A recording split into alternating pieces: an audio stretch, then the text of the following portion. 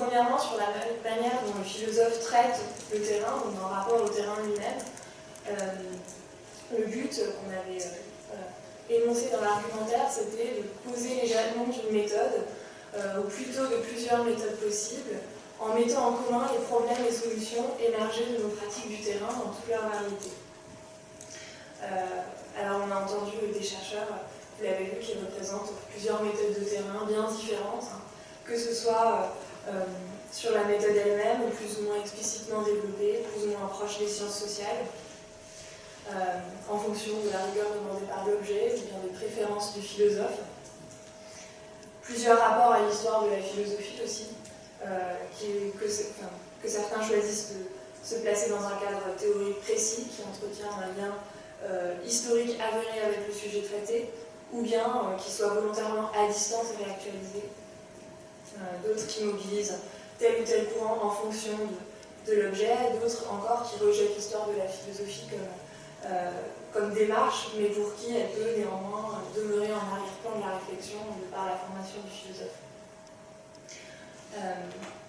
Dès lors, s'il ne s'agit à aucun moment de définir une méthode unique et normative, se sont dégagés certains points, et je voudrais revenir premièrement sur la question de la tâche philosophique par rapport au terrain. Plusieurs termes ont été évoqués: description, explicitation, conceptualisation ou encore problématisation. Et surtout, la question suivante, quelle forme, est-ce que c'est l'une de ces tâches qui caractérise la tâche philosophique par rapport au terrain, et surtout quelle forme elle doit prendre pour être une tâche philosophique. Cette tâche, au cours des 2 journées, a pu être formulée comme celle d'un aller-retour entre concept et terrain. On a pu parler d'une co-constitution de la théorie et du terrain. Et on peut retenir un déplacement, à mon avis, où la réflexion a été jusqu'à, plutôt que de parler d'un aller-retour, jusqu'à interroger le lieu même du concept philosophique. Où la question a été soulevée de savoir si les concepts sont déjà présents sur le terrain lui-même, dans les discours et les actes des enquêtés, par exemple, ou s'il est un résultat de la recherche. Sur cette question de la conceptualisation, on a eu aussi aujourd'hui un élément de la part de Baptiste Morisot sur la distinction entre l'absence de distinction dans le concept philosophique entre descriptif et normatif, qui serait peut-être une manière de spécifier le concept philosophique. Sur cette question toujours du rapport du philosophe au terrain, sur le terrain même, une question a émergé qu'on n'avait pas formulée ainsi, qui n'était pas apparue dans notre première réflexion, celle de la place des émotions du sujet de l'enquête dans l'enquête de terrain philosophique. Elle est revenue, Amélie en a parlé, notamment, voire même la possibilité d'un terrain de soi-même.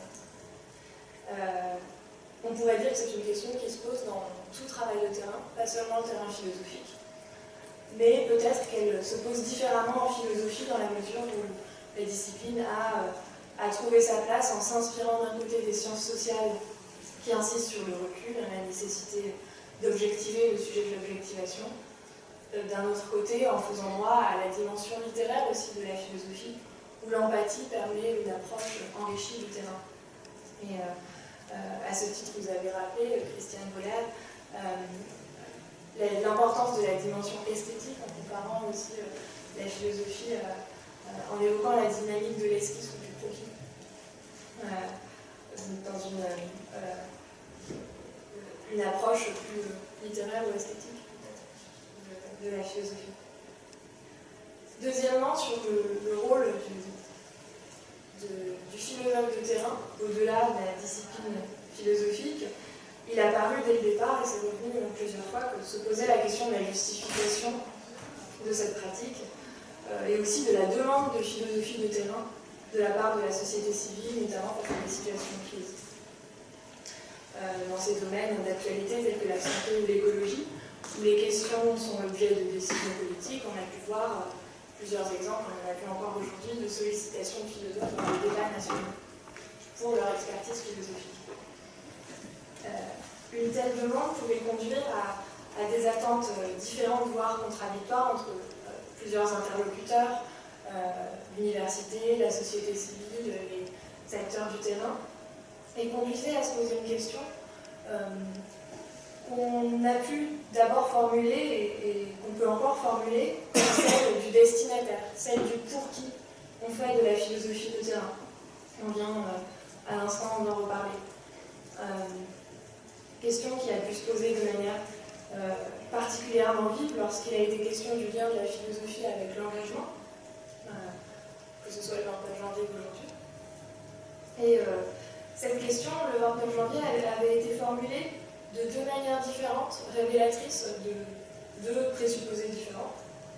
Première formulation, est-il possible de faire une philosophie engagée ou encore de mener de front une recherche philosophique et un engagement militant? Une autre formulation, c'était toute philosophie est-elle toujours nécessairement engagée ou n'est-elle pas toujours nécessairement engagée?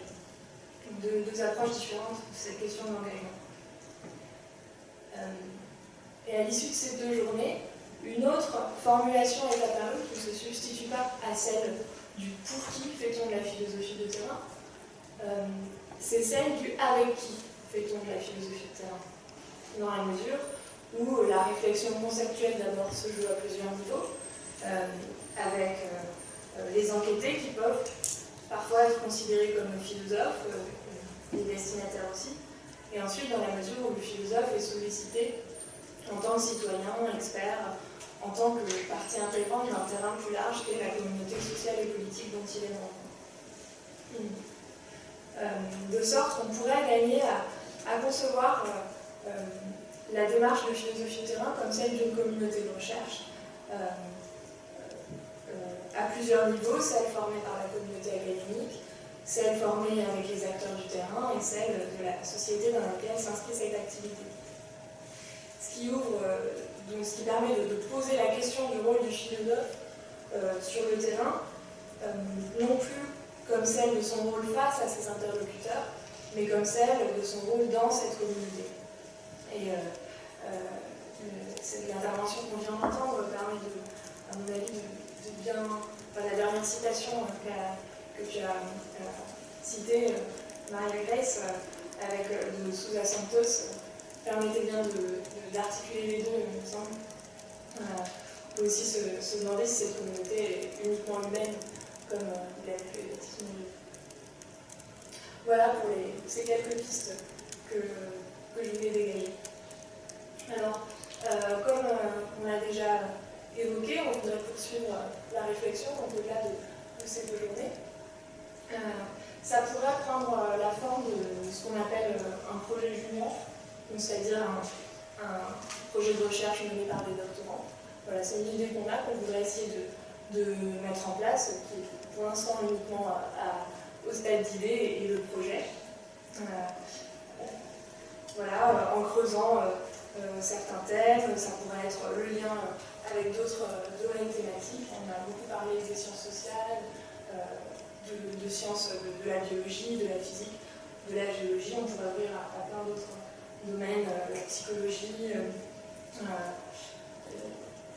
On n'y avait pas beaucoup pensé, mais aussi l'art, la photographie, vous en avez parlé. Voilà, on pourrait creuser dans la direction de questions méthodologiques plus précises, des questions concrètes, des questions éthiques, la question du vécu du terrain. Et puis, on continue à essayer de constituer une bibliographie de référence sur la question. Donc, comme vous l'avez compris, on conçoit vraiment cette réflexion comme collective. Donc, vous pouvez toujours nous écrire si vous avez des suggestions, si vous souhaitez continuer à participer sur toutes ces questions. Vous avez nos adresses e-mail sur tous les programmes. Et n'hésitez pas aussi à venir nous voir maintenant pour nous donner vos adresses mail.